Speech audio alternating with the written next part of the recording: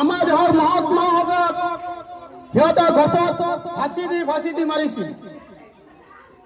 সিহঁতৰ কথা ক'বলৈ গ'লে আমাৰ হৃদয়খন কঁপি উঠে।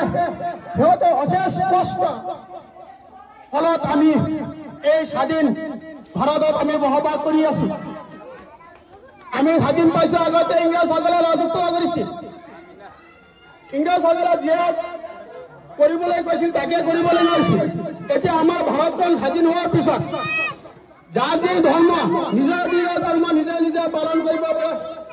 হিন্দুসকলে মছজিদ মন্দিৰত পূজা কৰিব পাৰে, মুছলমানসকলে মছজিদত নামাজ পঢ়িব পাৰে, নিজৰ নিজৰ সাজ পোছাক পিন্ধিব পাৰে। এইবিলাক আমাৰ মহৎসকলে আমাক এই ভাৰতখন স্বাধীন কৰি দি আমাক স্বাধীন ভাৰতত হৈ গৈছে। ইয়াৰ বিষয়ে আমি কি ক'ম?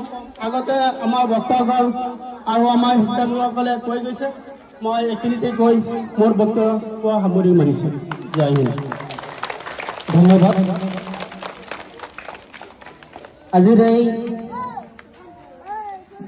অনুষ্ঠানটি আপোনালোকে সকলোৱে যি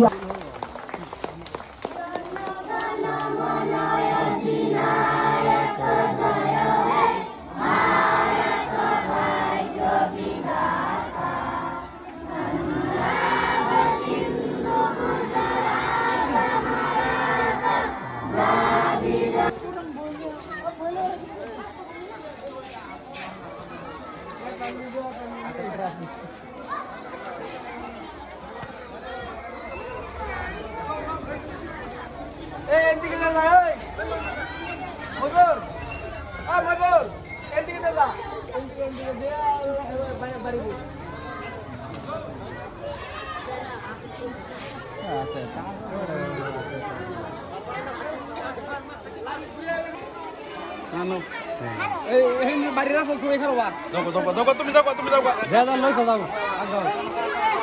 এই যা লইলে বাইরে যাবা কা হ্যাঁ লা একবার গ্যাদারিং করে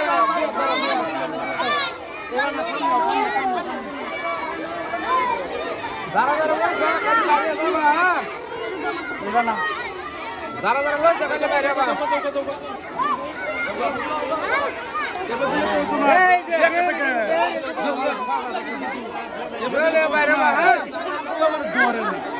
যাও